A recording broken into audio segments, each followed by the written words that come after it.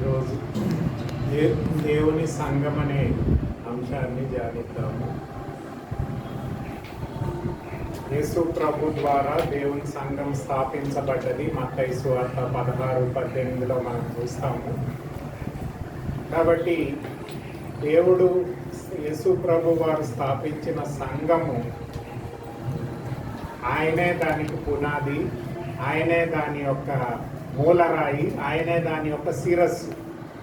కాబట్టి సంఘాన్ని స్థాపించిన యేసు ప్రభు వారు సంఘంలో జరిగే ప్రతి కార్యక్రమమును, అంటే సంఘంలో ఉండే ప్రతి వ్యక్తిని ఆయన గమనిస్తున్నాడు అనే అంశాన్ని ఈ ప్రకటన గ్రంథంలో మనం చూస్తున్నాం.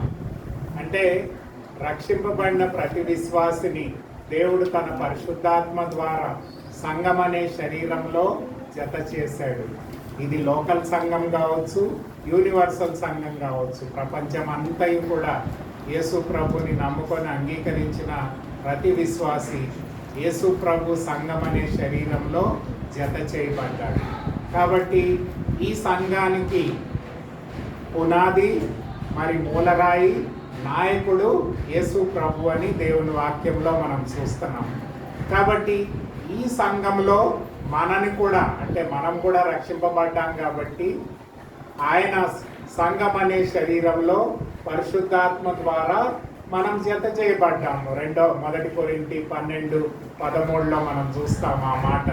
కాబట్టి దేవుని సంఘంలో జత చేయబడిన మనము ఎలాగ జీవిస్తున్నాము అనే విషయాన్ని ఎవరు గమనిస్తున్నారంటే మనుషులు కాదు, లేకపోతే సేవకులు కాదు, లేకపోతే నాయకులు కాదు, కానీ యేసు ప్రభువే సంఘాన్ని చూస్తున్నాడు. మరి మనము ఇందాక చదువుకున్న 7 నక్షత్రములు, 7 దీపస్తంభాలు, 7 సంఘాలకి సాదృశ్యం.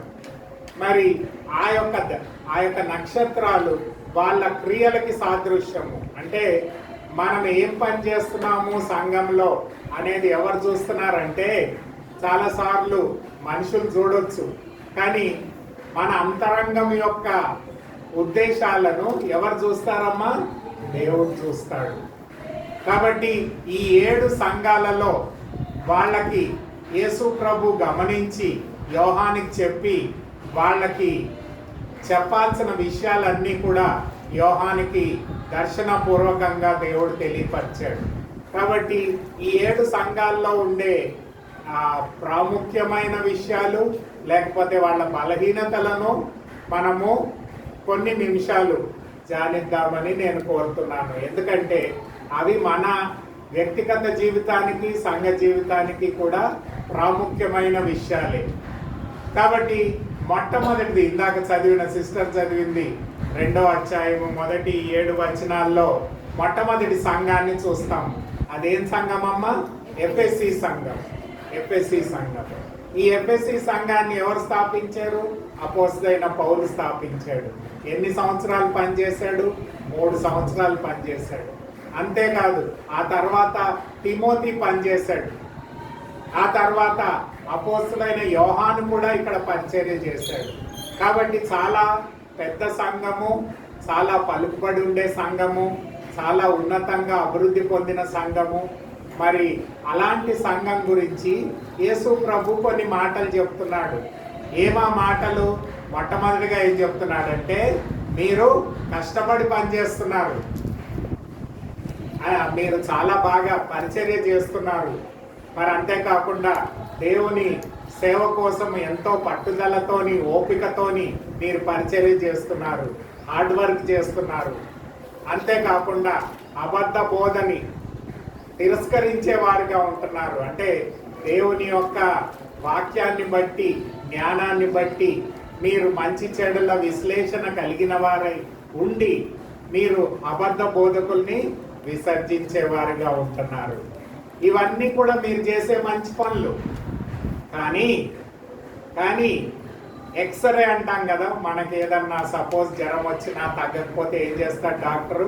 ఎక్స్రే తీసుకోమంటాడు, లేకపోతే స్కాన్ తీసుకోమంటాడు. అంటే లోపల ఏం జరుగుతుందో మనకు తెలియదు. అది తెలుసుకోవాలంటే ఏం చేయాలమ్మా?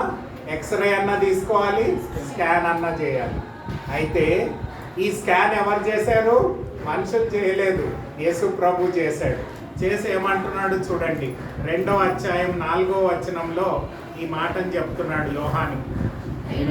అయినను మొదట నీకుండిన ప్రేమను నీవు వదిలితివి, నేను నీ మీద తప్పు ఒకటి మోపవలసి ఉన్నది.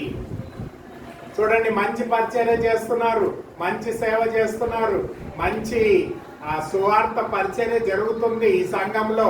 సంఘము విస్తరింపబడ్డది, సంఘము గొప్ప సంఘంగా స్థాపించబడ్డది.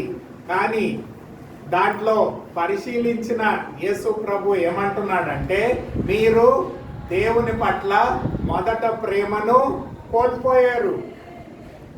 చాలాసార్లు మనం ఈ లోకంలో మనుషులను చూసినా, లేకపోతే విశ్వాసులను చూసినా, సంఘాన్ని చూసినా మనం ఏమనిపిస్తుంది అంటే, అబ్బా ఇంత మంచి సంఘము, ఇంత ప్రేయర్ఫుల్ సంఘము, ఇంత రకరకాల పరిచర్య చేసే సంఘము అని మనం గమనిస్తాము.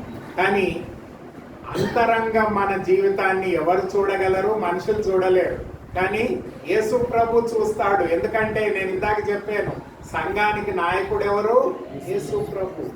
Jesus Christ is the sole authority over the church. సంఘానికి ఆయనే పునాది, ఆయనే మూలరాయి, ఆయనే శిరస్సు అయి ఉన్నాడు. కాబట్టి ఈ సంఘాన్ని, ఎఫెసీ సంఘాన్ని ఆయన పరిశీలించి చెప్తున్నాడు ఏంటంటే, మీరు మొదట ప్రేమను కోల్పోయారు. పరిచర్య జరుగుతుంది, సహవాసం జరుగుతుంది, ప్రేయర్స్ జరుగుతున్నాయి, సువార్త ప్రకటించబడుతుంది, అనేకులకి దైవ వర్తమానం ఇవ్వబడుతుంది, అబద్ధ బోధకుల్ని వెళ్ళగొట్టారు, అయినా మంచి పరిచర్య చేస్తున్నారు. ఇవన్నీ బాగుంది. కానీ మీరేమయ్యారమ్మా? దేవుని పట్ల ప్రేమను వదిలిపెట్టారు. భార్య భర్తలు కొత్తగా పెళ్ళైతే ఎట్లుంటారండి? చాలా అన్యోన్యంగా ఉంటారు, హనీమూన్కి కూడా వెళ్తారు, మంచిగా అంటే ఒకరినొకరు విడిచిపెట్టలేని బాంధత్వంలో ఉంటారు, చాలా అన్యోన్యంగా ఉంటారు. కానీ కొంతకాలం అయ్యాక ఏమవుతుంది? జాబ్స్ చేయడానికో, లేకపోతే పిల్లల్ని కన్నప్పుడో, లేకపోతే ఈ లోక సమస్యలు వచ్చినప్పుడు ఏమవుతుంది? కొన్ని పరిస్థితుల వలన దూరం అవుతూ ఉంటారు. అదేవిధంగా ఈ ఎఫెసీ సంఘంలో జరిగింది. మనం కూడా యేసు ప్రభు యొక్క వధువు అని దేవుని వాక్యంలో చెప్పబడ్డది. అంటే రక్షింపబడిన వారు దేవుని సంఘంలో ఎందుకు చేర్చబడ్డారంటే, రాబోయే కాలంలో యేసు ప్రభుతో మనకి వివాహము జరగబోతుంది. కాబట్టి మనము ఈ లోకంలో మనకున్న వాటిని అన్నిటికంటే కూడా యేసు ప్రభుని ప్రేమించాలి. మార్క్స్ వార్త 12వ అధ్యాయం 30వ వచనంలో, నీ పూర్ణ హృదయముతోనూ, నీ పూర్ణ ఆత్మతోనూ, నీ పూర్ణ శక్తితోనూ, నీ పూర్ణ వివేకముతోనూ నీ ప్రభు అయిన యెహోవాను ప్రేమింపవలెను. మత్తయి సువార్త 10వ అధ్యాయము 37వ వచనంలో కూడా అదే మాటను యేసు ప్రభు చెప్తారు. చూడండి, మత్తయి సువార్త 10వ అధ్యాయము 37వ వచనంలో కూడా అదే మాటను మనం చూస్తాము. ఏమనుందంటే, తండ్రినైనను తల్లినైనను నాకంటే ఎక్కువగా ప్రేమించువాడు నాకు పాత్రుడు కాడు, కుమారునైనను కుమార్తెనైనను నాకంటే ఎక్కువగా ప్రేమించువాడు నాకు పాత్రుడు కాడు. ప్రేమైన దేవుని బిడ్డలారా, ఈ లోకంలో మనకున్నదంతా, మన భార్య కావచ్చు, మన పిల్లలు కావచ్చు, మన ఆస్తులు కావచ్చు, మన బంధువర్గం కావచ్చు, మన చర్చ్ మెంబర్స్ కావచ్చు, ఏదైనా సరే నీవు అందరికంటే ఎవరిని ఎక్కువ ప్రేమించాలి? యేసు ప్రభువుని ప్రేమించాలి. నీ పూర్ణ శక్తి, నీ పూర్ణ హృదయముతో, నీ పూర్ణ బలముతో, నీ పూర్ణ వివేకముతో, నీ పూర్ణ ఆత్మతో ప్రభువుని ప్రేమించాలి. ఈ లోకంలో మనం ఎవరిని ప్రేమిస్తున్నాము అనేది మనం ప్రశ్నించుకోవాలి. ఈ లోకంలో యేసు ప్రభు బిడలంగా ఆయనను అధికంగా ప్రేమించే వారంగా ఉండాలి, ఆయనకు ప్రధాన స్థానం ఇచ్చే వారంగా ఉండాలి. ఎప్పుడైతే అలా ఉంటావో అప్పుడు దేవుడు నిన్ను ఆశీర్వదిస్తాడు, అప్పుడు నిన్ను వాడుకుంటాడు, అప్పుడు నిన్ను అనేక రీతులుగా పరిచర్యలో కావచ్చు, ఇంకా దేంట్లో కావచ్చు. ఎప్పుడైతే నిన్ను నీవు ఆ యేసు ప్రభుకి సమర్పించుకొని ఆయనకి సంపూర్ణంగా నీవు ప్రాధాన్యత ఇస్తావో, ఆయనను అధికంగా ప్రేమిస్తావో, అప్పుడు నీ జీవితంలో దేవుడు గొప్ప కార్యాలు చేయగలుగుతాడు. అబ్రహాంకి పిలిచాడు దేవుడు. 22వ అధ్యాయం 2వ వచనంలో ఏముందంటే 100 సంవత్సరాలప్పుడు పుట్టిన కుమారుణ్ణి దేవుడు ఏం చెప్తాడంటే తీసుకెళ్ళి మోరియా పర్వతం మీద బలర్పించమని చెప్తాడు. అప్పుడు అబ్రహాం ఏమంటాడంటే 3 రోజులు ప్రయాణం చేసి అక్కడ ఆ కుమారుణ్ణి తీసుకెళ్లి ఆ కొండ మీద కత్తిపెట్టి చంపడానికి సిద్ధపడినట్లు మనం చూస్తున్నాం. అంటే అబ్రహాం దేన్ని ప్రేమించాడండి?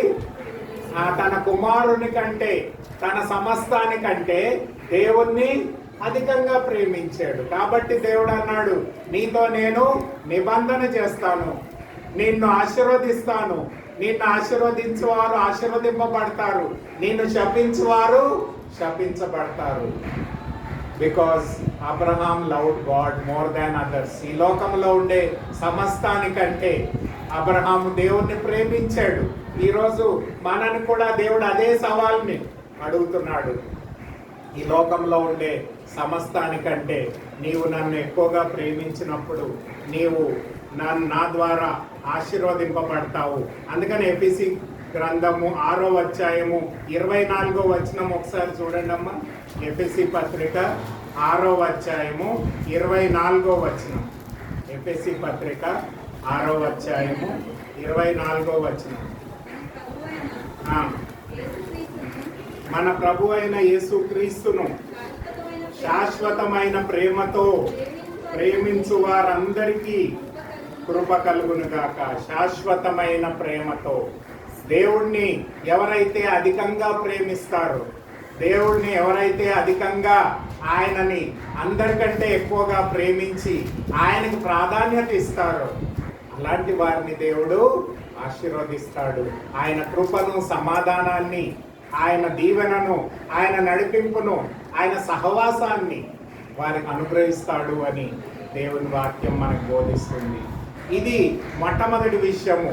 మన వ్యక్తిగత ఆత్మీయ జీవితంలో మనము ఎవరిని ప్రేమిస్తున్నాము అనేది మనం ప్రశ్నించుకొని, దేవా ఈ లోకంలో ఉండే సమస్తం కంటే నిన్ను నేను ఎక్కువగా ప్రేమిస్తాను అనే తీర్మానంలోనికి రావాలని ఈ యొక్క పత్రికలో మన గురించి రాయబడినట్లు మనం చూస్తున్నాం. రెండవది చూడండి, రెండో సంఘం గురించి మాట్లాడతాడు. ఈ 7 సంఘాల్లో ఉండే కొన్ని మాటలు చూద్దాము. రెండవ సంఘం గురించి ఎక్కడుందంటే 8వ వచనం నుంచి 11వ వచనం దాకా ఉంది. 8వ వచనంలో ఏ సంఘం అమ్మా అది? స్మరణ సంఘం. అంటే ఇంగ్లీష్లో స్మరణ అంటాము, తెలుగులో ఏమంటాము? స్ఫూర్ణ సంఘం. ఈ స్ఫూర్ణ సంఘం గురించి కూడా రాశాడు. చూడండి 10వ వచనం, 2వ అధ్యాయము 10వ వచనము. ఇదిగో మీరు శోధింపబడినట్లు అపవాది మీలో కొందరిని చెరలో వేయింపబోచున్నాడు.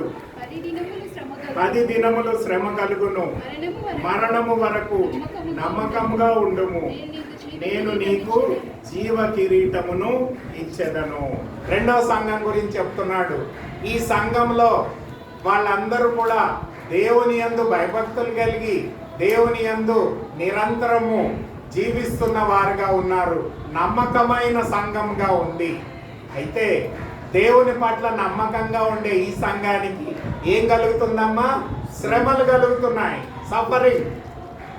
ఇందాక పాప చెప్పింది, అనేక రీతులుగా మనం అవమానం పడవచ్చు, అనేక రీతులుగా శ్రమను అనుభవించవచ్చు. కానీ దేవుడు అంటున్నాడు, నీ శ్రమలో కూడా నీవేమి ఎలా ఉండాలి? నమ్మకంగా ఉండాలి. You must be faithful. 2 Timothy 3వ అధ్యాయం 12వ వచనంలో ఏమని రాయబడి ఉంది? నీతిమంతుడిగా బ్రతకను ఉద్దేశించువాడు శ్రమను అనుభవించును. శ్రమ లేని క్రైస్తవ జీవితం లేదు. ఫిలిప్పీలకు రాసిన పత్రిక 1వ అధ్యాయం 30వ వచనంలో మీరు నమ్ముటకు మాత్రమే కాదు గాని శ్రమను అనుభవించుటకు పిలువబడితిరి. చూడండి, ఫిలిప్పీలకు రాసిన పత్రిక 1వ అధ్యాయము 30వ వచనం. క్రీస్తునందు విశ్వాసముంచుట మాత్రమే కాక ఆయన పక్షమున శ్రమపడుటయు ఆయన పక్షమున మీకు అనుగ్రహింపబడెను. శ్రమపడుట, సఫరింగ్ చర్చ్. ఈ రెండవ సంఘం ఎలా ఉందమ్మా? శ్రమ పడుతూ ఉంది. అందులో ఒక పెద్ద నాయకుడు పాలీకాప్ అనే పెద్ద బిషప్ని వాళ్ళు చంపేస్తారు. ఎవరు? అన్యులు. అంటే ఆ సంఘము ఎప్పుడైతే స్ట్రాంగ్ గా నిలబడుతుందో ఆ సంఘాన్ని చెదరదీయడానికి ఏం చేస్తారమ్మా? అలా బిషప్ నాయకుడిని చంపివేస్తాడు. అయితే దేవుడు చెప్తున్నాడు, యేసు ప్రభు చెప్తున్నాడు, 10 దినాల శ్రమ అంటే కొంతకాలమే మీరు శ్రమను అనుభవిస్తారు, కానీ రాబోయే కాలంలో మీరు నమ్మకంగా ఉన్నట్లయితే మీకు జీవ కిరీటము అనుగ్రహింపబడును. ఈ లోకంలో మనకి శ్రమ ఉంటది. యేసు ప్రభు వారు సిలువలో శ్రమను అనుభవించారు. అంతేకాకుండా ఆయన మార్గదర్శిగా ఉన్నాడు కాబట్టి ఆయన వలె మనం కూడా ఈ లోకంలో శ్రమను అనుభవించినప్పుడు మనము నమ్మకంగా ఉన్నట్లయితే దేవుడు మనకి జీవ కిరీటాన్ని దయచేస్తాను అని వాగ్దానం చేస్తున్నాడు. అందుకనే పౌలు ఏమంటాడంటే, చూడండి, రోమీయులకు రాసిన గ్రంథం 8వ అధ్యాయము 18వ వచనంలో చెప్తాడు ఆ మాట. రోమీయులకు రాసిన గ్రంథం 8వ అధ్యాయము 18వ వచనం.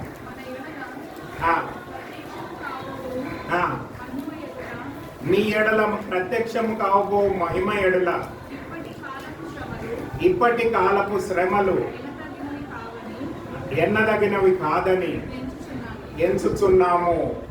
చూడండి, ఈ లోకంలో కొంతకాలం శ్రమను అనుభవించినప్పటికీ దేవుడు మనని ఆయన ప్రత్యక్షతలోనికి, మహిమలోనికి నడిపించబోతున్నాడు. కాబట్టి ఈ తాత్కాలికమైన శ్రమల గురించి మనం చింతపడొద్దు అని పౌలు మనకు బోధిస్తున్నాడు. ప్రియమైన దేవుని బిడ్డలారా, ఈ లోకంలో అనేక విధాలుగా శారీరకంగా అనేక విధులుగా మనం శ్రమను అనుభవించవచ్చు. ఈ పాపపు లోకంలో మనం జీవిస్తున్నాము. సాతాను ద్వారా పరిపాలించబడే లోకంలో జీవిస్తున్నాము. కాబట్టి విశ్వాసిగా మనము అనేక రీతులుగా శ్రమను అనుభవించినప్పటికీ దేవుడు అంటున్నాడు, నీవు నమ్మకంగా ఉన్నట్లయితే నీకు జీవ కిరీటాన్ని దయచేస్తాను అని చెప్తున్నాడు.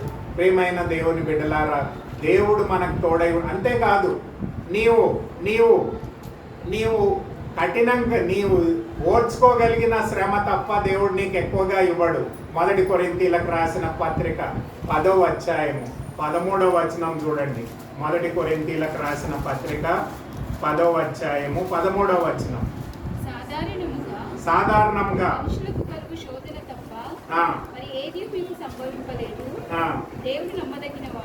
దేవుడు నమ్మదగినవాడు,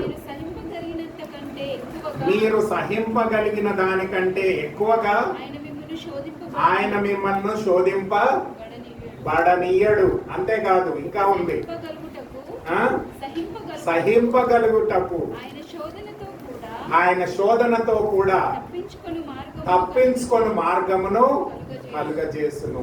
చూడండి, అనేక సార్లు మనం శ్రమలలో బాధపడినప్పటికీ దేవుడు అంటున్నాడు, నీవు ఓర్చుకోగలిగిన శ్రమ తప్ప నీకు ఎక్కువ ఇవ్వను, అంతేకాకుండా ఆ శ్రమలోంచి నీకు విడుదల కలుగజేస్తాను అని దేవుని వాక్యం చెప్తుంది.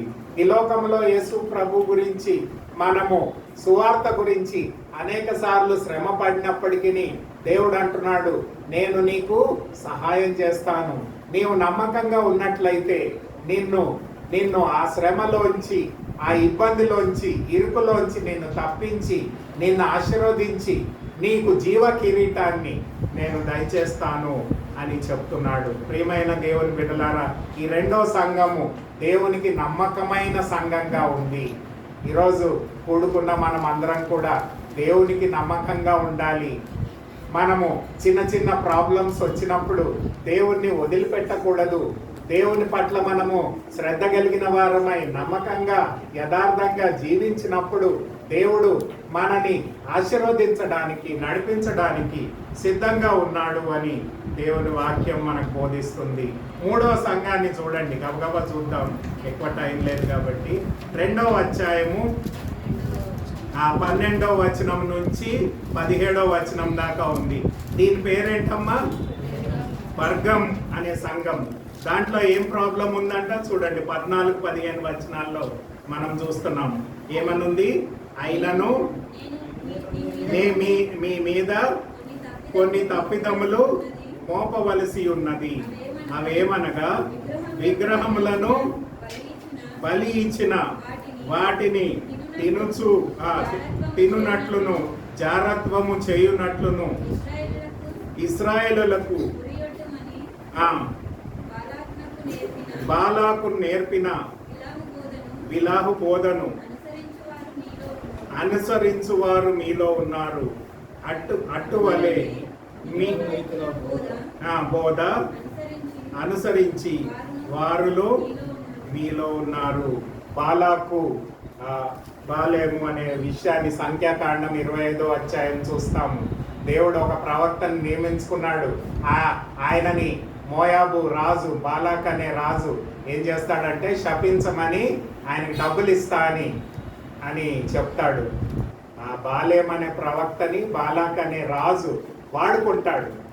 అయితే ఆయన శపించలేదు, కానీ ఆ రాజుకు ఒక చెప్తాడు, అయ్యా మీ ఆడపిల్లల్ని వాళ్ళ దగ్గరికి పంపించు. వాళ్ళు ఇశ్రాయేల్ ప్రజలు ఎప్పుడైతే వాళ్ళతోని అంటే దేవునికి ఇష్టం కాని కార్యాలు చేస్తారో అప్పుడు దేవుడు వాళ్ళని శపిస్తాడు. అంటే ఆయన ఏం చేశాడమ్మా? ప్రవక్త అయి ఉండి తన దేవుని ప్రజలను పాపంలోనికి నడిపించాడు.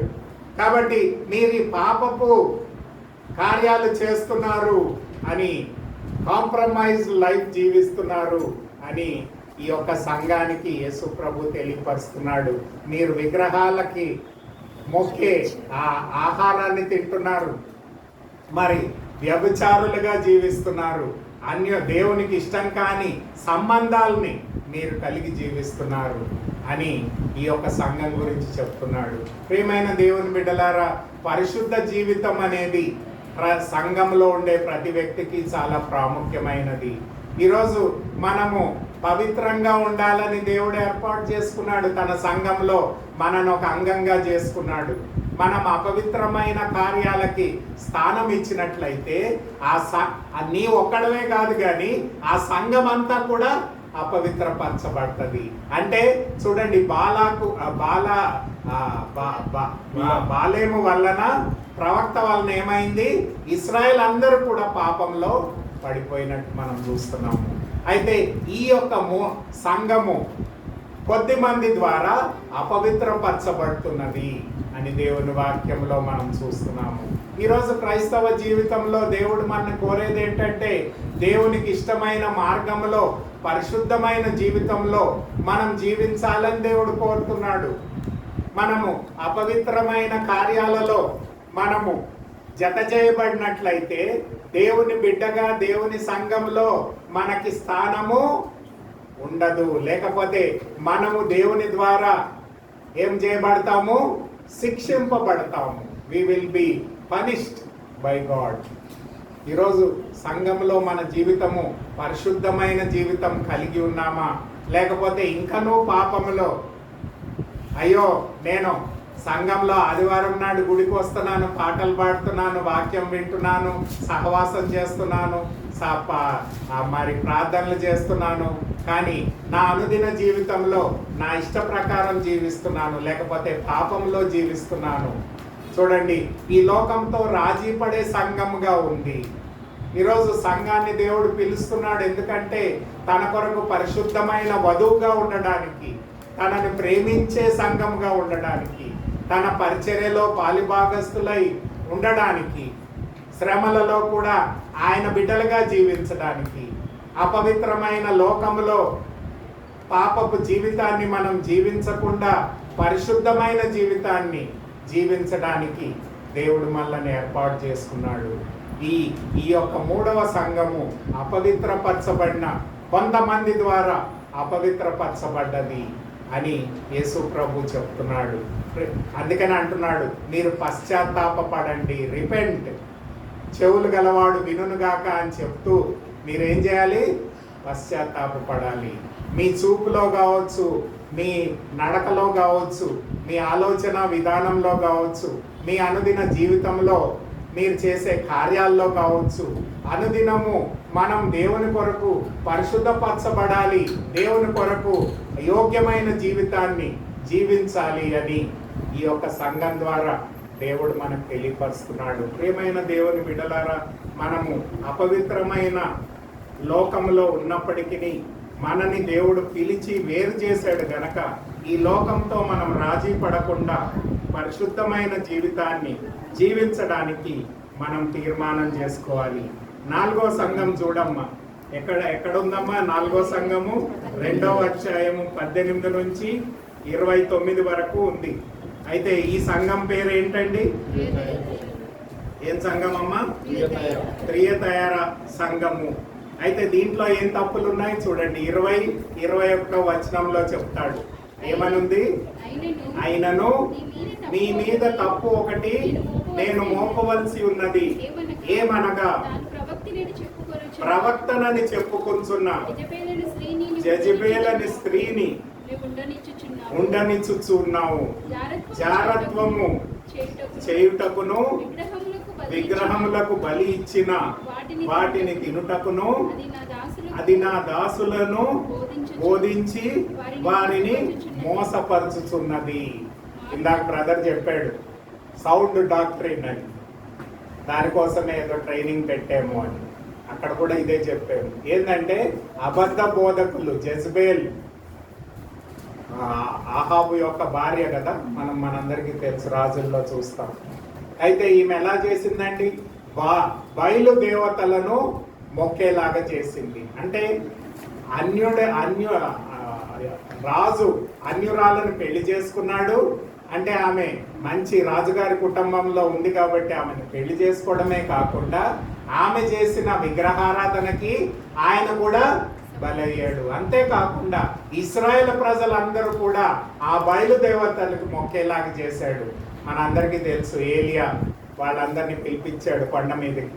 పిలిపించి అసలు ఎవరు నిజమైన దేవుడు రుజువు చేసుకుందామని చెప్పి ముందు బయలుదేవతల్ని ప్రార్థన చేయమంటాడు. వాళ్ళు ఎంతమంది ఉన్నారండి? 450 మంది ఉన్నారు. వాళ్ళందరూ ప్రార్థనలు చేశారు పొద్దుటి నుంచి సాయంత్రం దాకా. ఏ కార్యం జరగలేదు. కానీ ఏలియా దేవునికి మొరపెట్టగానే దేవుడు వెంటనే అగ్ని ద్వారా ఆయన యొక్క బలిని అంగీకరించాడు. అంటే అప్పుడు ఆ 450 మంది బయలుదేవతని వారు ఆ ఇశ్రాయేల్ ప్రజలు ముందు చంపివేసినప్పుడు నిజమైన దేవుడు ఎవరు అని ఏలియా రుజువు చేసినట్టు మనం చూస్తున్నాం. యెహోవా దేవుడే నిజమైన దేవుడు అని ఆ ప్రజలందరూ తెలుసుకోగలిగారు. ప్రియమైన దేవుని బిడ్డలారా, ఈ అబద్ధ ప్రవక్తలు ఏం చేస్తున్నారంట? ఈ 4వ సంఘంలో వాళ్ళు అబద్ధ బోధ ద్వారా విగ్రహారాధనకి, అపవిత్రమైన జీవితానికి ప్రజల్ని నడిపిస్తున్నారు. ఈ రోజుల్లో మనం అబద్ధ బోధను, తప్పుడు బోధలను మనం సహించినట్లయితే, మనము వాటిని స్థానం ఇచ్చినట్లయితే దాని ద్వారా ఏమవుతుంది? సంఘము పాడైపోతుంది. సో ఆ ట్రైనింగ్ ఎందుకు పెట్టామంటే కనీసం కొంతమంది అయినా కరెక్ట్ థియాలజీ అంటే దేవుని వాక్యాన్ని సరిగా తెలుసుకొని సరిగా బోధించేవారు మనం తయారు చేయాలనే ఉద్దేశంతోనే అక్కడ మనం క్లాసెస్ పెట్టాము. ఇంకా వేరే ఉద్దేశం ఏమీ లేదు. కాబట్టి ఈ యొక్క సంఘంలో అబద్ధ బోధకురాలైన జెజబేలుకి ప్రజలు లొంగిపోయి మోసపరచబడి అపవిత్రమైన కార్యాలకు వాళ్ళు గురి అయ్యారు అని దేవుని వాక్యం చెప్తుంది. ఈరోజు ఈ లోకంలో ఉండే అనేకమైన, సరే మన సంఘంలో లేకపోయినప్పటికీ లోకంలో ఉండే అనేకమైన వ్యక్తులు, అనేకమైన అలవాట్లు, అనేకమైన పద్ధతులు ఏం చేస్తున్నాయంటే సంఘాన్ని పాడు చేస్తున్నాయి. మనం కూడా ఈ లోక పద్ధతుల్ని, ఈ లోక ఆచారాలని, ఈ లోకపు అలవాట్లని అలవర్చుకుంటున్నాము. అందుకని చెప్తున్నాడు, మీరు మోసపోకండి, దేవుడు వెక్కరింపబడడు. కాబట్టి మీరు ఏది విత్తురో మీరు అదే కోస్తారు అని దేవుని వాక్యం చెబుతుంది. అందుకని అంటున్నాడు, ఈ జెజబెల్ ద్వారా నడిపించబడే వారందరినీ కూడా నేను శిక్షిస్తాను అని చెప్తున్నాడు. ఈరోజు మనము దేవుని బిడ్డలంగా దేవుడు కోరిన మార్గంలో నడవనట్లయితే దేవుని యొక్క శిక్ష రాబోతుంది అని యోహాను ద్వారా దేవుడి ప్రకటన గ్రంథంలో తెలియపరుస్తున్నాడు. 6 నుంచి 19 అధ్యాయాల్లో అంతా కూడా దేవుడు ఏదైతే శిక్షను ఈ భూలోకంలో రాబోతుందో అవన్నీ విషయాలు కూడా చెప్పబడి ఉన్నాయి. కాబట్టి ఈ జెజబెల్ ప్రవక్త ద్వారా ఆ సంఘము మోసపోతున్నట్లు మనం చూస్తున్నాము. అది మరి ఎలాంటి సంఘంగా మారిందంటే అపవిత్రమైన సంఘంగా మారింది, చెడిపోయిన సంఘంగా మారింది, భ్రష్టత్వం కలిగిన సంఘంగా మార్చబడ్డది అని మనం చూస్తున్నాము. ప్రియమైన దేవుని బిడ్డలారా, అబద్ధ బోధకులని మనం ఎంటర్టైన్ చేయడమే కాకుండా ఈ లోకంలో ఉండే పద్ధతులను, ఆచారాలను, అలవాట్లను, సాతాను ద్వారా నడిపించబడే ఈ లోకంలో ఉండే పద్ధతులను మన సంఘంలోనికి, మన సహవాసంలోనికి ఎప్పుడైతే తీసుకొస్తామో అవి సంఘము అపవిత్రపరచబడుతుంది అని దేవుని వాక్యం మనకు బోధిస్తుంది. ప్రియమైన దేవుని బిడ్డలారా, మనం జాగ్రత్త పడాలి. వీటి ద్వారా అపవిత్రమైన వాటి ద్వారా మనం మోసపోకుండా ఉండాలి అనే విషయాన్ని ఇక్కడ యోహాన్ ద్వారా దేవుడు మనకు తెలియపరుస్తున్నాడు. మొదటి సంఘములో దేవుని ప్రేమను వాళ్ళు కోల్పోయారు. రెండవ సంఘంలో దేవుని పట్ల వారు శ్రద్ధ కలిగి శ్రమలలో కూడా నమ్మకంగా ఉన్నారు. మూడవ సంఘంలో వారు అపవిత్రమైన కార్యాలకి అపవిత్రపరచబడిన కాంప్రమైజ్డ్ సంఘంగా ఉంది. నాలుగవ సంఘము అబద్ధ బోధకుల ద్వారా మరి వాళ్ళు అందులో ఉండే సంఘస్థులు మోసపోయి దేవునికి విరోధమైన జీవితాన్ని వాళ్ళు జీవిస్తున్నారు అని దేవుని వాక్యం చెప్తుంది. ఐదవ సంఘాన్ని చూడండి, సార్దుస్ అనే సంఘం 3వ అధ్యాయంలో ఉంది. మొదటి వచనం చూడండి అమ్మ. మొదటి వచనం, సంఘపు దూతకి ఇలాగు రాయుము, 7 నక్షత్రములను దేవుని 7 ఆత్మలను గలవాడు చెప్పు సంగతులు ఏవనగా నీ క్రియలను నేను ఎరుగుదును. ఏవనగా జీవిస్తున్నావు అని పేరు మాత్రం ఉన్నది కానీ నీవు మృతుడవే. డెడ్ చర్చ్, చనిపోయిన సంఘంగా ఉంది. అంటే వాళ్ళు దేవుని ఆరాధిస్తున్నారు కానీ దేవుని యొక్క జీవాన్ని పొందుకోలేదు, రక్షింపబడలేదు, నీతిమంతులుగా తీర్చబడలేదు, పరిశుద్ధపరచబడలేదు, విమోచింపబడలేదు, దేవుని బిడ్డలుగా మార్చబడకుండా ఏదో యాంత్రికంగా దేవుని యొక్క ఆలయంలో పాల్గొంటున్నారు. ఈరోజు మీరు అనుకోవచ్చు, మన దగ్గర కావచ్చు, ఇంకెక్కడన్నా కావచ్చు, దాదాపు 90% సంఘాల్లో మనం చూస్తే ఎలా ఉన్నారమ్మా? చనిపోయిన వారు ఎక్కువ ఉన్నారు, బ్రతికున్న వారు తక్కువ ఉన్నారు. They are dead people. ఎందుకంటే యేసు ప్రభు యొక్క రక్షణను వారు అంగీకరించలేదు. మృతులతో ఉండే సంఘాలుగా ఈ యొక్క సార్దిస్ సంఘం ఉన్నది అని దేవుని వాక్యం మనకు బోధిస్తుంది. ఎఫెసీ పత్రిక 2వ అధ్యాయం 1వ వచనంలో మనము మృతులై ఉండగా యేసు ప్రభు ఈ లోకానికి వచ్చి మనని రక్షించాడు కదా. ఎఫెసీ పత్రిక 2వ అధ్యాయము 1వ వచనం, మనము అపరాధముల చేతను పాపముల చేతను మీరు చచ్చిన వారై ఉండగా ఆయన మిమ్మల్ని క్రీస్తుతో కూడా బ్రతికించెను. చూడండి, యేసు ప్రభు ఈ లోకానికి నరావతారిగా వచ్చిన కారణం ఏంటంటే మనము చనిపోయిన స్థితిలో ఉన్న వారిని బ్రతికించడానికి, విమోచించడానికి, మనని రక్షించడానికి, నీతిమంతులుగా మార్చడానికి, పరిశుద్ధపరచడానికి, పాపము నుంచి, సాతాను నుంచి, మరణము నుంచి మనల్ని విడుదల చేసి తన బిడ్డలుగా చేసుకోవడానికి యేసు ప్రభు ఈ లోకానికి వచ్చాడు. ఈ సార్దుస్లో ఉండే సంఘస్థులు చనిపోయిన వారిగా ఉన్నారు, నిర్జీవమైన విశ్వాసులుగా ఉన్నారు. దేవుని యొక్క శక్తిని, దేవుని యొక్క బలాన్ని, దేవుని యొక్క జీవాన్ని పొందని సంఘముగా ఉంది అని దేవుని వాక్యం చెప్తుంది.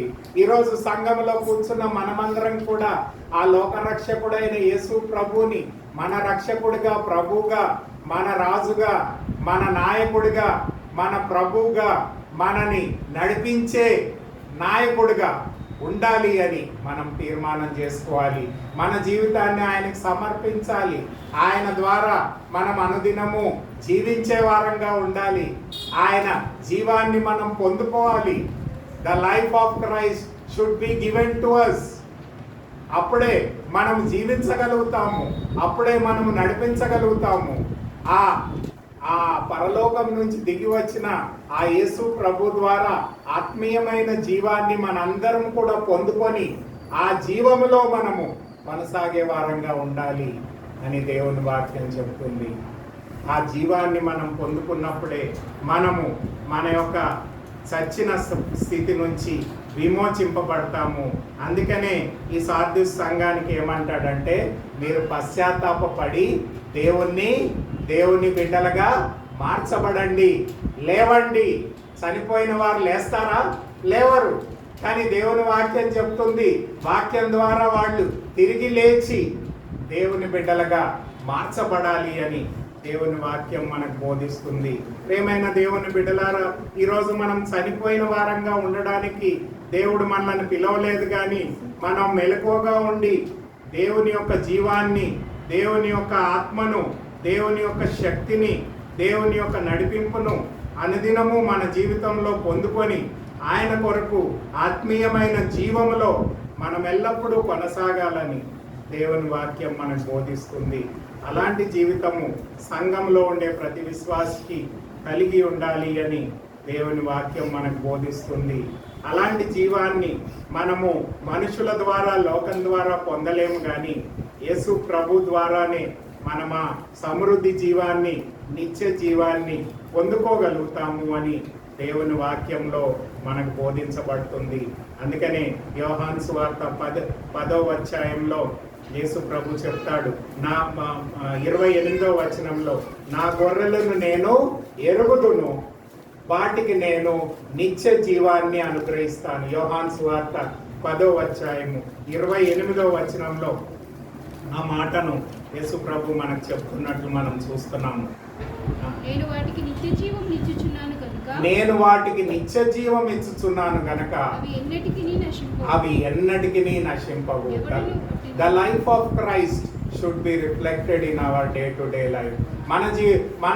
మన జీవితంలో దేవుని యొక్క జీవాన్ని, ఆత్మీయమైన జీవాన్ని, అంటే ఆ పరిశుద్ధాత్మ ద్వారా వచ్చే ఆ యొక్క ఆత్మీయ జీవాన్ని, ఆ యొక్క బలాన్ని, ఆ యొక్క నడిపింపును మనం ఎల్లప్పుడూ కలిగి ఉండాలి అని దేవుని వాక్యం మనకు బోధిస్తుంది.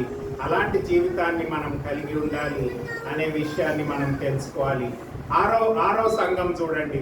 ఆరో సంఘం ఎలా ఉందమ్మా? నమ్మకమైన సంఘంగా ఉంది. ఫిలదెల్ఫియా సంఘం అంటారు దీన్ని కదా. ఎక్కడి నుంచి ఉంది ఇది? 3వ అధ్యాయం 7వ వచనం నుంచి 13వ వచనం దాకా ఉంది. అయితే 10, 11 వచనాలు చదువుకుందాం. 10వ వచనము 11వ వచనాన్ని చదువుకుందాం.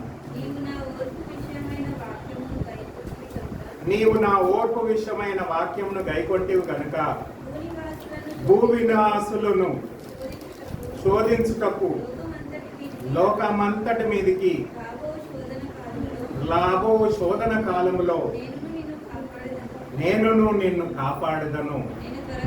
నేను త్వరగా వచ్చుచున్నాను. ఎవడును నీ కిరీటము అపహరింపకుండా ఉండునట్లు నీకు కలిగిన దానిలో గట్టిగా పట్టుకొనుము. దేవుని కొరకు నిలబడే సంఘంగా ఉంది ఈ ఫిలదెల్ఫియా సంఘము. మరి స్మరణ సంఘము దేవుని కొరకు నిలబడుతున్నాయి. దేవుని కొరకు గట్టిగా నిలబడే సంఘాలుగా ఉన్నాయి. ఈ ఫిలదెల్ఫియాలో ఉండే సంఘస్థులు దేవుణ్ణి గట్టిగా పట్టుకున్నారు. దేవుని యందు విశ్వాసం కలిగి జీవిస్తున్నారు, ప్రేమను కలిగి జీవిస్తున్నారు, నిరీక్షణ కలిగి జీవిస్తున్నారు, పరిశుద్ధంగా జీవిస్తున్నారు. దేవుణ్ణి ఆరాధించే సంఘంగా ఉంది, దేవుణ్ణి గణపరిచే సంఘంగా ఉంది, దేవునికి అనుకూలమైన మహిమకరమైన జీవితాన్ని జీవిస్తున్నారు. అందుకని ఏమంటున్నాడంటే, మీరు శ్రమలు వచ్చినప్పటికీ నేను మిమ్మల్ని వాటి నుంచి తప్పిస్తాను, మిమ్మల్ని కాపాడుతాను, మిమ్మల్ని భద్రపరుస్తాను. దేవుడు తనని ఆశ్రయించు వారిని ఎన్నడూనూ సిగ్గుపరచడు అని దేవుని వాక్యం చెప్తుంది. కాబట్టి ఆయనను మనం హత్తుకున్న ఎడల మనకి ఈ లోకంలో సమస్యలు వచ్చినప్పటికీ ఆ సమస్యల్లో కూడా దేవుడు మనల్ని విడిపించి ఆ సమస్యల ద్వారా కూడా దేవుని యొక్క నిత్యమైన ప్రణాళికను మన జీవితంలో నెరవేరుస్తాడు. అదే కదా రోమీయులకు రాసిన గ్రంథం 8వ అధ్యాయం 28వ వచనంలో పౌలు మనకు చెప్తాడు కదా, అదే విషయాన్ని చెప్తాడు. ఏమంటాడంటే దేవుని ప్రేమించు వారికి అనగా ఆయన సంకల్పం చొప్పున పిలువబడిన వారికి మేలు కలుగుటకై సమస్తమును సమకూడి జరుగుచున్నవని ఎరుగుదుము. చూడండి, అనేకమైన సమస్యలను ఈ ఫిలదెల్ఫియా సంఘము ఎదుర్కొన్నప్పటికీ దేవుని యందు విశ్వాసములో, ప్రేమలో, నిరీక్షణలో, సహవాసములో మరి నిలకడగా ఉంటూ దేవుని యందు బలపడే సంఘముగా ఉన్నది. కాబట్టి మీకు వచ్చే ఆపదలన్నిటి నుంచి నేను తప్పిస్తాను, నా ఉద్దేశాలు మీ జీవితంలో సంపూర్ణంగా నెరవేరుస్తాను అని దేవుని వాక్యం మనకు బోధిస్తుంది. ఈ లోకంలో మనని అనేక మంది హింసించాలని చూస్తారు, ఇబ్బంది పెట్టాలని చూస్తారు, కష్టం పెట్టాలని చూస్తారు. కానీ వాటిలన్నిటిలో వచ్చి దేవుడు మనల్ని తప్పిస్తాడు, మనని ఆదుకుంటాడు. ఆ సమస్యలన్నిటిలో వచ్చి మనకు పరిష్కారం జరిగిస్తారు. దాదాపు 4 సంవత్సరాలు మాకు ప్రమోషన్ రాకుండా అనేక మంది అడ్డుకున్నారు. అనేక మంది వీళ్ళకి రాకూడదు, వీళ్ళు ఇలాగే రిటైర్ అవ్వాలని అనేక మంది అడ్డుకున్నారు. అయినప్పటికీ దేవుడు తన ప్రణాళిక చొప్పున ఆ అడ్డకాలన్నీ కూడా తీసివేసి మరి అంతేకాదు ఇంకొక 3 సంవత్సరాల సర్వీస్ని పెంచి దేవుడు గొప్ప అద్భుతాలు చేశాడు అని మీ ముందు నేను చెప్పగలను. దేవుడు మీ జీవితంలో కూడా చేస్తాడు. There is no particularity about any individual. ఒక వ్యక్తి గురించి విషయం కావచ్చు, కానీ ప్రతి ఒక్కరి జీవితంలో దేవుడు తన ప్రణాళికను, ఉద్దేశాన్ని సంపూర్ణంగా నెరవేరుస్తాడు. ఆ ఫిలదెల్ఫియా సంఘానికి చెప్తున్నాడు, మీకు ఎన్ని ఆపదలు వచ్చినా సరే వాటి నుంచి నేను తప్పిస్తాను, విడిపిస్తాను, మిమ్మల్ని ఆశీర్వదిస్తాను. నేను మిమ్మల్ని నా సన్నిధిలోనికి, నా నిత్య రాజ్యంలోనికి, నా సహవాసంలోనికి మిమ్మల్ని లేపుతాను, నడిపిస్తాను అని దేవుని వాక్యంలో ఈ సంఘం గురించి చెప్తున్నాడు. ఎప్పుడైతే నమ్మకమైన, యథార్థమైన, భక్తిగల జీవితాన్ని మన వ్యక్తిగత జీవితంలో, సంఘ జీవితంలో మనం కలిగి ఉంటామో అప్పుడు దేవుడు మనకు వచ్చే ఆపదలన్నిటిలోంచి తప్పించి, విడిపించి మనలను నిండుగా అన్ని విషయాల్లో ఆశీర్వదించడానికి సిద్ధంగా ఉంటాడు అని దేవుని వాక్యము మనకు బోధిస్తుంది. ఏడవ సంఘాన్ని చూద్దాం. ఏం సంఘం అమ్మా ఇది? 3వ అధ్యాయము 7 నుంచి 3వ అధ్యాయం 14 నుంచి 22 వచనాల్లో ఈ 7వ సంఘం గురించి రాయబడి ఉంది. ఇది చాలా ప్రాముఖ్యమైన విషయమే. ఎందుకంటే చాలా మంది ఇలాంటి జీవితాన్నే జీవిస్తారు సంఘంలో ఉండేవాళ్ళు. ఏంటా గుణ లక్షణాలు చూడండి ఒకసారి. ఏం సంఘం అమ్మా ఇది? లవోదికయ సంఘం. ఈ సంఘంలో ఏముందంట చూడండి, 15-16 వచనాలు. నీ క్రియలను నేను ఎరుగుదును, చల్లగానైనను వెచ్చగానైనను లేవు, నీవు చల్లగానైనను వెచ్చగానైనను ఉండుట మేలు, నీవు వెచ్చగానైనను చల్లగానైనను ఉండక నులివెచ్చగా ఉన్నావు కనుక నేను నిన్ను నా నోటి నుండి ఉమ్మివేయి నిర్దేశించుచున్నాను. లూక్వామ్ చర్చ్, ఇటు చల్లగా లేడు, వేడిగా లేడు. అంటే దేవుని ఇటు సండే నాడు గుడికి వస్తాడు, మరి మండే టు సాటర్డే లోకానుసారంగా జీవిస్తాడు. నిలువచ్చని జీవితం అన్నమాట. అంటే ఒక కాలు ఇక్కడేస్తాడు, ఎక్కడ సంఘంలో వేస్తాడు, ఇంకో కాలు ఎక్కడేస్తాడు, లోకంలో వేస్తాడు. 2 కాళ్ళు 2 జగాల్లో వేస్తాడు. ఒకటేమో దేవుని సంఘంలో వేస్తాడు, ఇంకోటేమో లోకంలో వేస్తాడు. అప్పుడు ఏమవుతుంది? నిలవగలుగుతాడా? దేవుడు అంటున్నాడు, నిన్ను నేను ఉమ్మి వేస్తాను. I will throw you out. ఈరోజు ఇది చాలా ప్రాముఖ్యమైన విషయము. అందుకనే నేను చెప్పాలనుకున్నాను. ఎందుకంటే నిలువెచ్చని జీవితాన్ని ఈ లోకంలో ఉండే సంఘస్థులు, విశ్వాసులు జీవిస్తున్నారు. ఒకవైపేమో ఏదన్నా సమస్య వస్తే దేవుణ్ణి పట్టుకుంటారు, ప్రార్థన చేయమంటారు. అయ్యా నాకు ఈ సమస్య ఉంది, నా గురించి ప్రార్థన చేయి అని దేవుణ్ణి కోరుకుంటారు, సంఘానికి వస్తూనే ఉంటారు. ఒక పక్కనేమో లోకానుసారంగా జీవిస్తారు. ఆ లోకంలో ఉండే పద్ధతులు, ఆచారాలు, అలవాట్లు అన్నిటినీ కూడా వాళ్ళు అనుసరించే వారిగా ఉంటారు. నిలువెచ్చని జీవితాన్ని క్రైస్తవ జీవితాల్లో జీవిస్తున్నారు. అందుకని దేవుడు ఏమంటున్నాడంటే, నువ్వు అక్కడ నుండి ఇక్కడ నుండు, ఆ లోకంలో 2 కాళ్ళు పెట్టుకో, అక్కడ ఉండు. అయితే అక్కడ ఉండను, ఒకవేళ నువ్వు ఇక్కడ ఉండదలుచుకుంటే 2 కాళ్ళు ఎక్కడ పెట్టాలి? ఇక్కడ పెట్టాలి, సంఘంలో పెట్టాలి. నువ్వు ఇక్కడన్నా పెట్టు, అక్కడన్నా పెట్టు. నువ్వు ఒక కాలు ఇక్కడ, ఒక కాలు అక్కడ పెట్టేసరికి నీవు పడిపోతావు. మత్తయి సువార్త 6వ అధ్యాయం 24వ వచనం ఒకసారి చూడండి, అది చూస్తే ముగిద్దాం. మత్తయి సువార్త 6వ అధ్యాయము 24వ వచనంలో యేసు ప్రభు ఒక మాటను చెప్తాడు. ఎవరును ఇద్దరు యజమానులకు దాసులుగా ఉండనేరరు.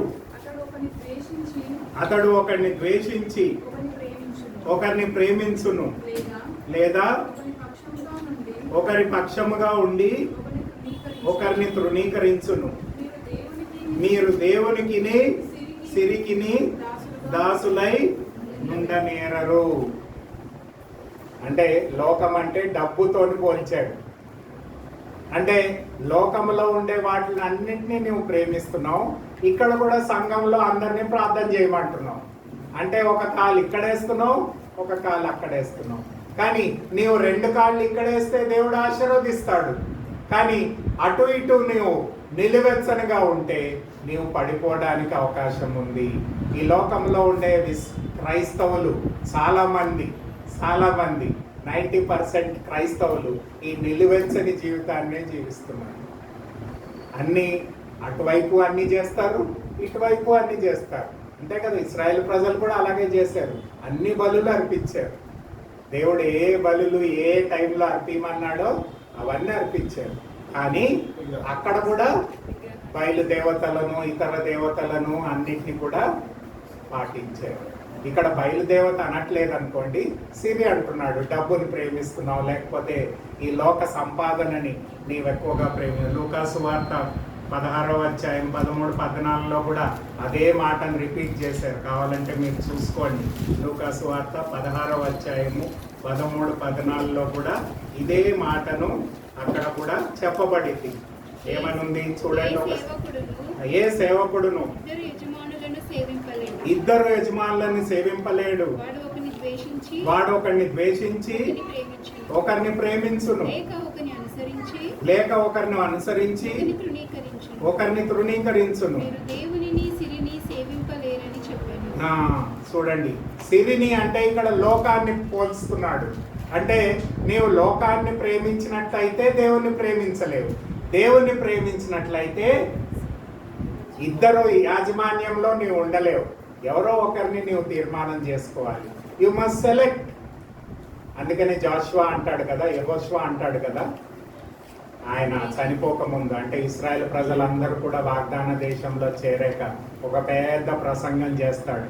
చేశాక చివర్లో ఏమంటాడంటే, మీరు దేవుణ్ణి ఫాలో అవుతారా, లోకాన్ని ఫాలో అవుతారా ఎన్నుకోండి, కానీ నేను నా ఇంటి వారు యెహోవాను సేవిస్తాము.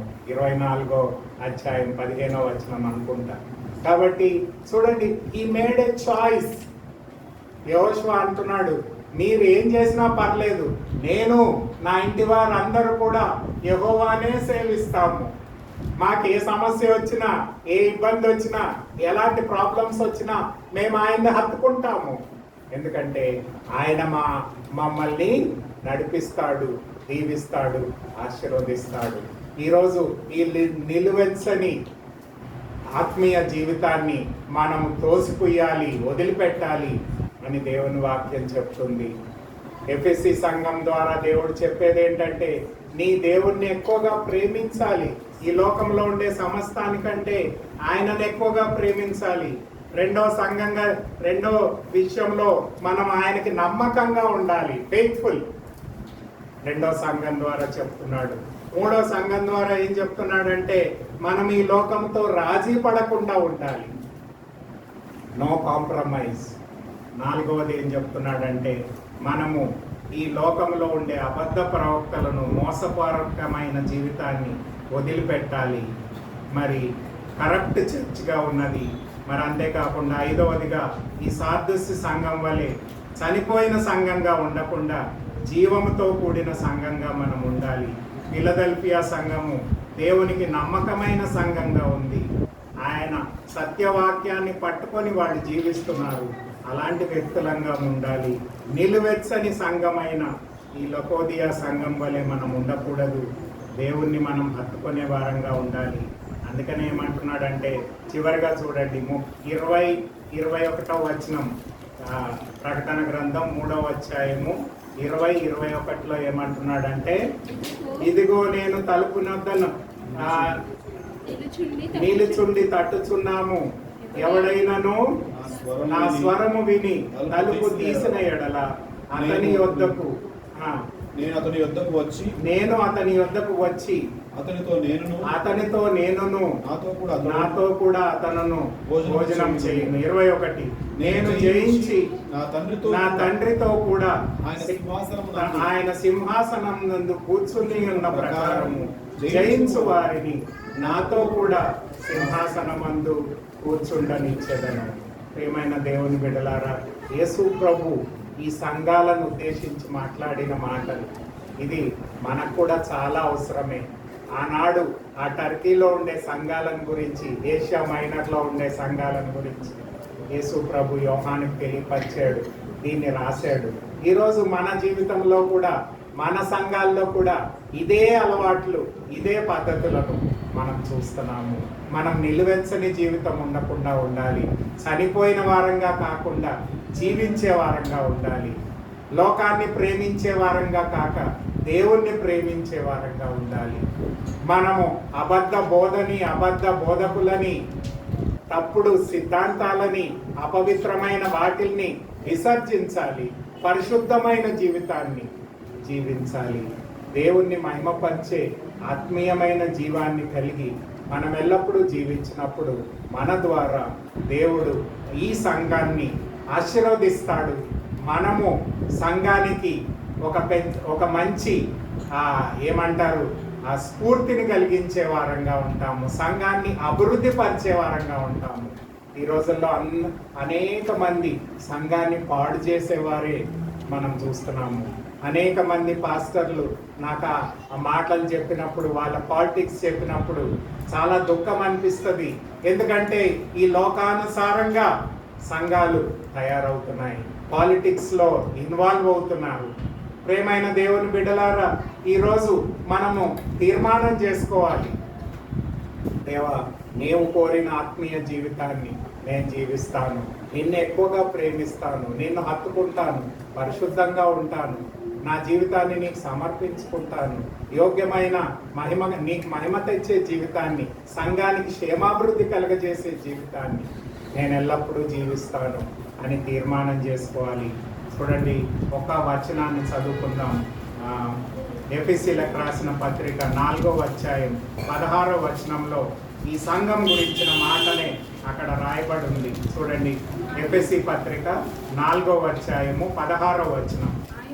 సంఘంలో మనం ఎలా ఉండాలి అనే విషయాన్ని అక్కడ రాయబడి ఉంది. ఎఫెసీ పత్రిక 4వ అధ్యాయము 16వ వచనం. ఆయన శిరస్సు అయి ఉన్నాడు, ఆయన నుండి సర్వ శరీరము చక్కగా అమర్చబడి తనలోనున్న ప్రతి అవయమును తన పరిమాణము చొప్పున పనిచేయుచుండగా ప్రతి కీలు వలన కలిగిన బలము చేత అతకబడి ప్రేమయందు తనకి క్షేమాభివృద్ధి కలుగునట్లు శరీరమునకు అభివృద్ధి కలుగజేయుచున్నది.